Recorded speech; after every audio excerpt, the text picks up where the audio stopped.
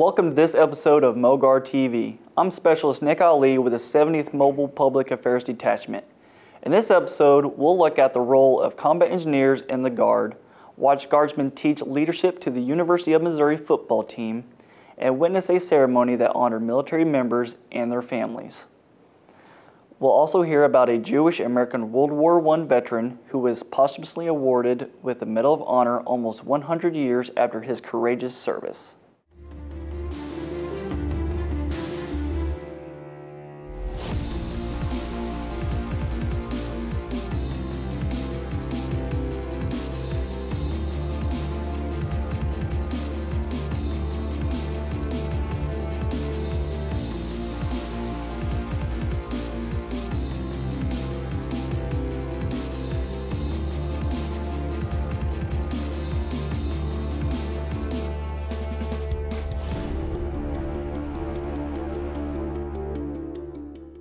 In this first story, we'll learn about the role of combat engineers and drop in on some demolition training that they had at Fort Leonard Wood.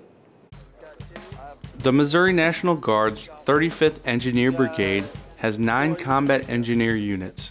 These engineers have critical roles in the Guard's stateside and overseas missions. So the role of a combat engineer, National Guard-wise, is disaster relief, helping the community out during a disaster, whether it be filling sandbags and stuff like that. The Army side of it, it's more route clearance and minefields and demolitions and blow caches and all that. Among the combat engineers are a specialized group of soldiers known as sappers. This term dates back hundreds of years to when trenches or saps were dug out in front of infantry troops near an enemy's fortress. Today, combat engineers focus more on emergency road clearance and sandbagging during local disasters, as well as route clearance and demolition during times of combat. They clear the way. They're your mobility enhancers. So in other words, when the infantry is going forward to, let's say, assault an objective or to attack an enemy, the sappers would go in and make sure that the lanes are clear and that they have all the obstacles out of the way to make sure that the infantry can do their job. Blowing holes through minefields, blowing up bridges, blowing big craters in the middle of an airport. Those are some of the tasks that sappers do. They are engineers, so they can build, they can blow up, they can in-place obstacles. The infantry's main job is to seek and destroy the enemy. Our job is to make sure that they can do that and to make sure that we impede the enemy when it tries to attack us. A combat engineer stops the enemy by putting out obstacles, whether it's building a man-made obstacle, which could be anything from knocking down trees to slowing them down. We could take out bridges to slow the enemy down. We take out the enemy's obstacles, whether they have a minefield in place. Combat engineers can go in and clear the minefields or take out just something as simple as concertina wire. Some people reserve the label of sapper only for those soldiers who wear a sapper tab. Since 2004, soldiers who complete the Sapper Leader course, which is operated by the U.S. Army Engineer School at Fort Leonard Wood, can wear the sapper tab. In order to wear the sapper tab, there is a 28-day course you have to go through. It's insanely intense. People will compare it to Ranger School. People who have done both will say that sapper school is more intense. The guys wearing the tabs, they would be your varsity sappers. It's like wearing your Letterman jacket in high school. That's more or less what it's the equivalent of. It's saying, hey, I'm the best of the best that the Army has to offer when it comes to 12 Bravo tasks, which is, again, the combat engineers. Once a year, combat engineer units are required to do demolition or demo training to stay up on the skills of placing and detonating explosives. This year's training took place at Fort Leonard Wood with multiple units under the 35th Engineer Brigade.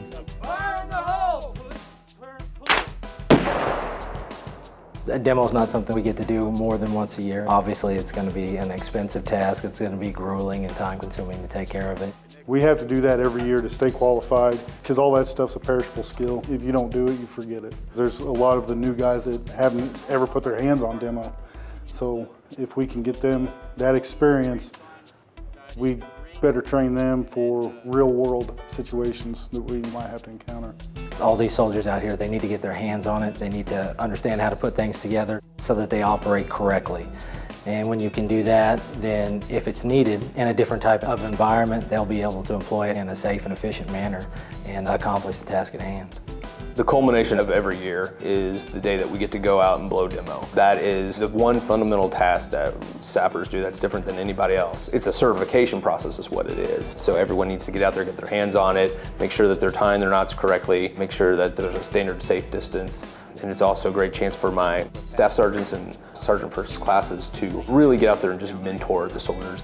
They've been doing this a lot longer, so the knowledge that they have is imperative to impart to those junior soldiers that haven't seen this as much, so it's not ingrained in what they do. And so just to get them that refresher trained to make sure that they have the hands-on and that they can maintain the ability to tie the knots that's required to tie and to execute a flawless demo range, they need to be able to do that consistently. Anytime you can bring that back to other soldiers and put that wealth of knowledge out there, it's a good thing. That's what we live and die by, is our ability to accomplish our mission. And anything that can better put us in that position is an excellent thing.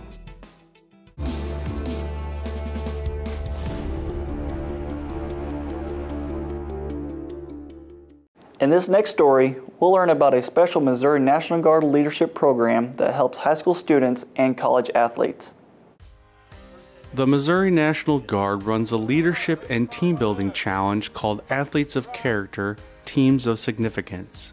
That was actually started in response to some coaches that we had talked to, and one of the big topics that always comes up was, well, you know, we didn't have the leadership that we thought we were going to have. So from that we thought, well, there's no other organization in the state of Missouri that could actually teach leadership and team building better than Missouri Army National Guard. We've been doing it since 1636. We train thousands of people, and so we thought, well, as a part of our community service and as a part of recruiting events as well, we could also take that to high schools. This is an opportunity for us to give back a little bit to the community. It exposes people to us and our culture, lets the community know a little bit more about us. Organizations like the University of Missouri football team come for a hands-on weekend of team-building challenges, character-centered talks, and leadership development exercises. The Mizzou players took part in the challenge at Camp Clark earlier this summer. We bring them down here, we talk about the basics, the core of leadership. There's a heavy emphasis on the character piece of that. You can learn a lot of the different skills. It's a lot harder to teach that character piece. Number one, it's about responsibility, and number two, it's about accountability, because you can't separate the two, right? The Mizzou football team first took part in the challenge in 2013. When it came time for those sophomores, who are now seniors, to pick which leadership training event they wanted to attend, the Athletes of Character Teams of Significance Challenge was their obvious first choice. The National Guard does a great job with us. They take care of us, and we always have a great time, so it was a no-brainer to come back. I think events like this are extraordinary for our team. My personal background is I was in the Navy, so some of these things that I see, I know the purpose and why we're doing them. So I'm kind of seeing the things happen and without the guys really realizing them. It's just a unique way to get all those guys together, put them in a stressful environment, watch how they work it out, and just kind of pay attention to how each individual athlete acts under pressure. Once the Mizzou players got off the bus, they were told to enter the barracks, grab ruck packs and canteens, fill them with water, and move back outside for some physical training, all under 3 minutes. This scenario set up the first lesson of the day. Hey, raise your hand if you didn't put any water or did not fill it all the way up. Integrity check right now, get them up. Integrity! Integrity! Y'all go ahead and sit down. Take a break. You all, front! This is a team effort, gentlemen. We asked you to complete a simple task. You didn't do it. You were already late. You weren't going to make it on time, so you decided to do a second thing wrong. So now, your teammates are going to pay while you all get a breather. The players moved on to some team obstacles where they had to problem solve and work together to tackle 4 physical tasks: the tandem skis, the spider web, the ball transfer, and the bridge. Early in each task, these college athletes made some of the same mistakes that the Guard often sees with high school age participants. A lot of times they start out with the same bad plans over and over, but pretty consistently they also start to come on to these good ideas. They don't always complete the challenge, but you definitely see the progression as they go.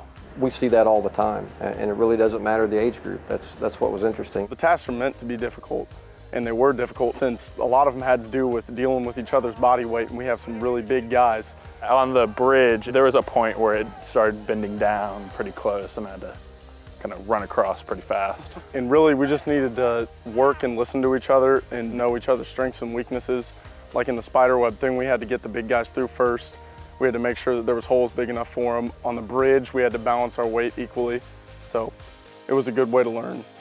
The players got to experience a Humvee rollover simulator, learn small unit tactics, and participated in a paintball challenge where they had to rescue a hostage that was held at an enemy compound.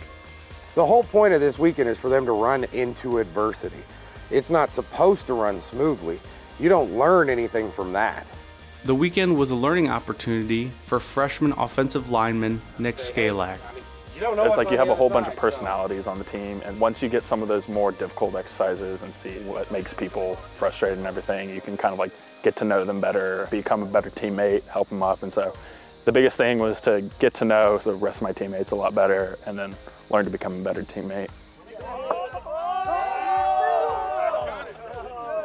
If you want to get together and put your team through some different challenges to see how they interact and build that team, we'll certainly do that for you. I would recommend it to anybody wanting to build teamwork with anything, business, sport. Senior long snapper Nick Monahan walked away from the challenge with a greater appreciation for what the members of the Missouri National Guard do for the citizens of the Show Me State. Football is our life, and at times we have blinders and it's all football. We don't get to see other aspects of life. It really is an awesome refresher to know how much these men and women do to take care of us so that we can go play paintball with each other or play football.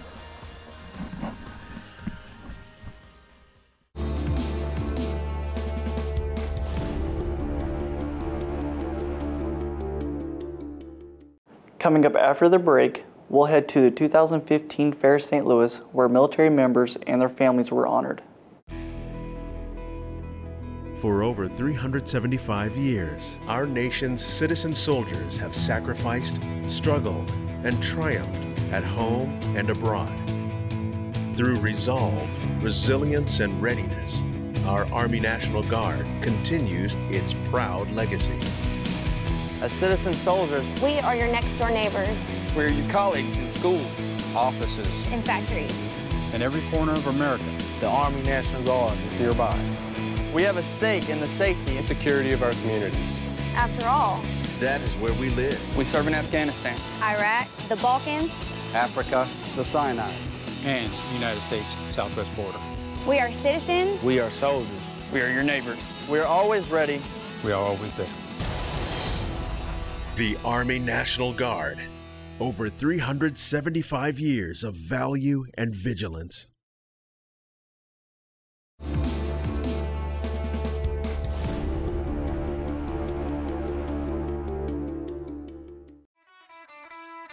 Since 1981, the Fair St. Louis Foundation, in partnership with the City of St. Louis, has hosted a spectacular celebration of our nation's independence over the 4th of July weekend. The Boeing Salute to the Troops event recognized the service and sacrifices of servicemen and their families, including Missouri Guardsmen. As we celebrate our nation's freedom, please welcome to the Fair St. Louis stage men and women from the 70th Troop Command Military Police Color Guard of your Missouri Army National Guard as they present the nation's colors. It was an honor, and it was kind of cool because I was the first one out there, so I got to see everyone's faces.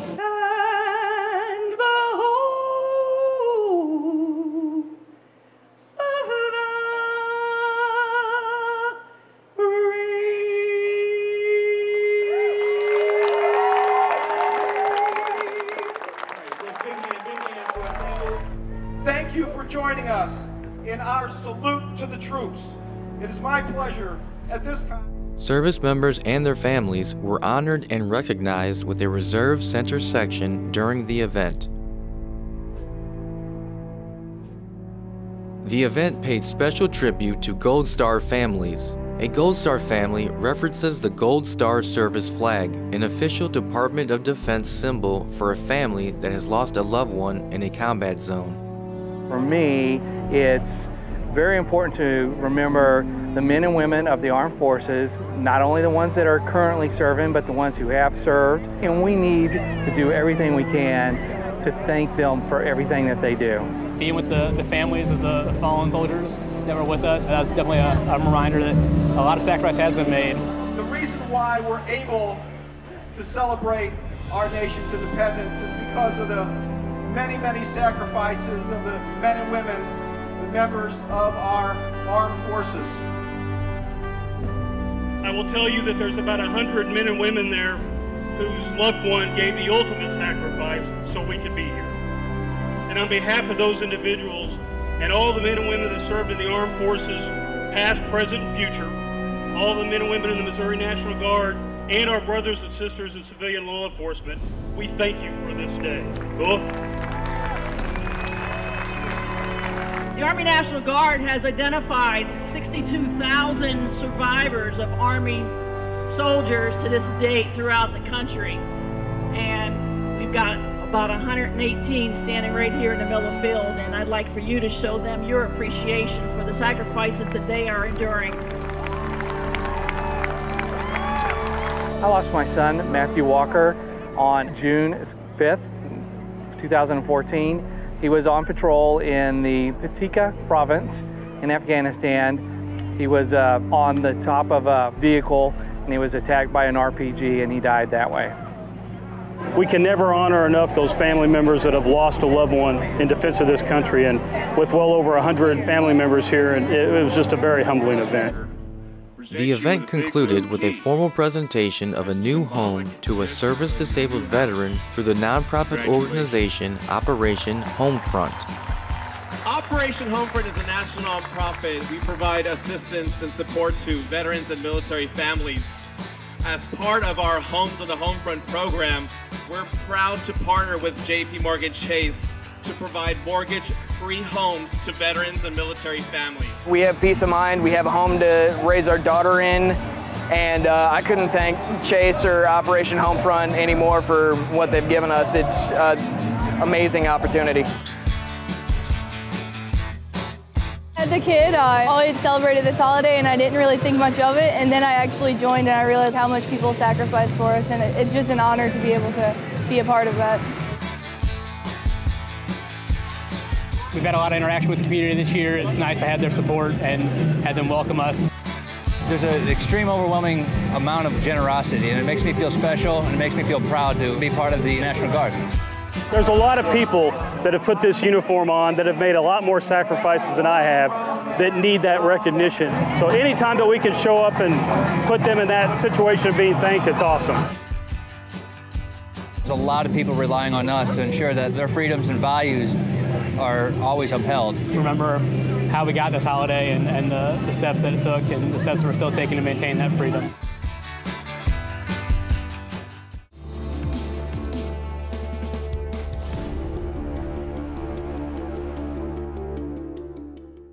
After the break, we'll hear from the daughter of a World War I veteran as she finds closure to a nearly 100-year-old injustice.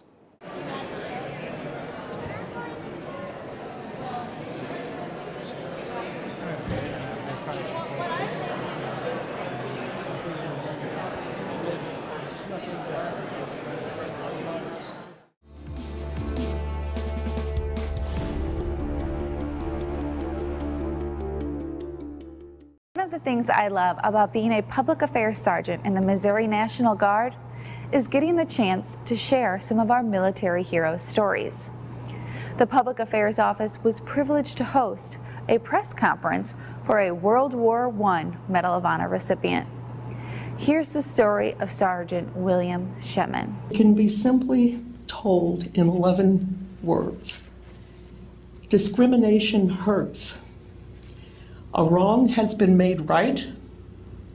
All is forgiven. When Elsie Shemin Roth, the daughter of Army Sergeant William Shemin, was just a young girl, she learned that due to discrimination, her father never received the medal that he deserved. He remained in very close contact with a gentleman named Jim Pritchard. He was an Irishman, an Irish cop, and he was one of the 3 men that my father had saved. And so I was sitting on the porch with Jim one day, and I was about 12, and he said to me, "You know, I think you would understand this now." And we were talking about my father and a little bit about the war. And he said, your father never received the medal that he deserved because he was a Jew. In 2002, Elsie learned about a newly established congressional review process for any Jewish or Hispanic American who received the Distinguished Service Cross during or after World War II. Although Elsie's father fought in World War I, she did not believe it would be a problem for the Army to review her father's case. I went to many politicians. The rule is World War II. I said, then explain to me, what is the difference of anti-Semitism between World War I and World War II? Explain that to me. Nobody could explain it.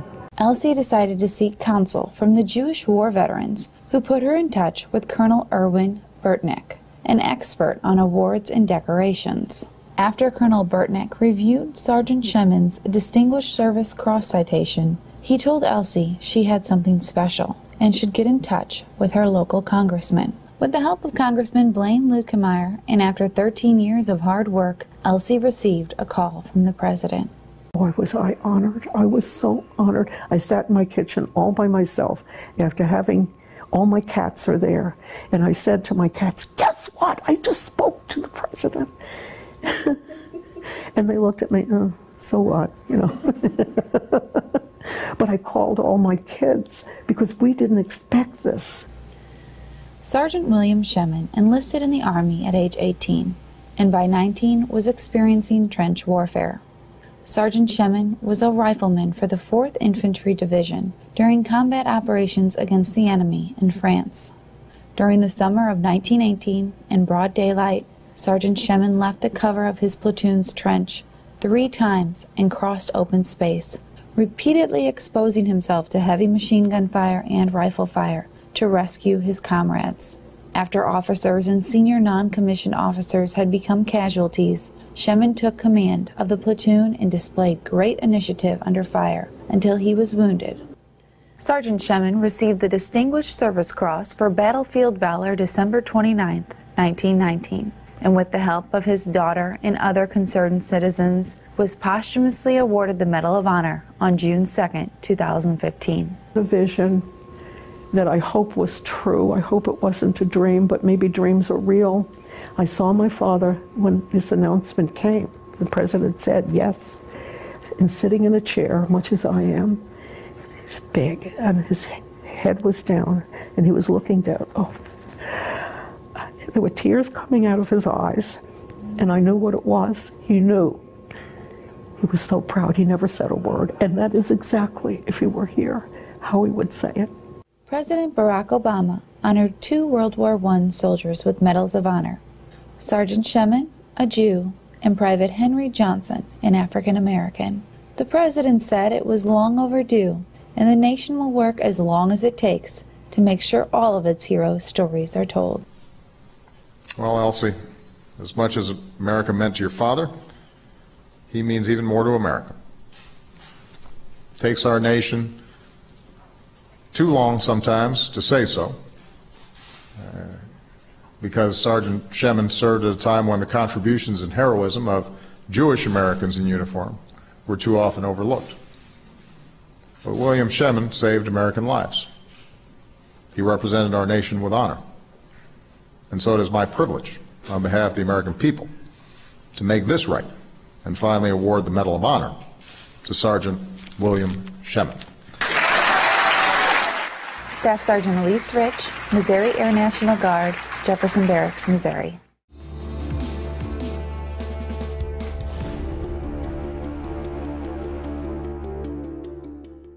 It is now my honor to introduce the Adjutant General of the Missouri National Guard, Major General Steve Danner. Thank you, Specialist Ali, and thank you, viewers, for watching this episode of MoGuard TV. In this episode, we've seen the important role of combat engineers at home and abroad. We also learned how the Missouri National Guard's leadership program is helping to shape future leaders of Missouri. We witnessed a moving tribute to all our military branches at Fair St. Louis and heard from Guardsmen who were honored to be part of the ceremony. We heard the story of how the United States Army righted a wrong by honoring a veteran who was discriminated against following his courageous service during World War I. The Missouri National Guard continues to lead the nation as an example of leadership, courage, and honor. On behalf of Governor Jay Nixon and our nearly 12,000 soldiers and airmen, thank you for your support.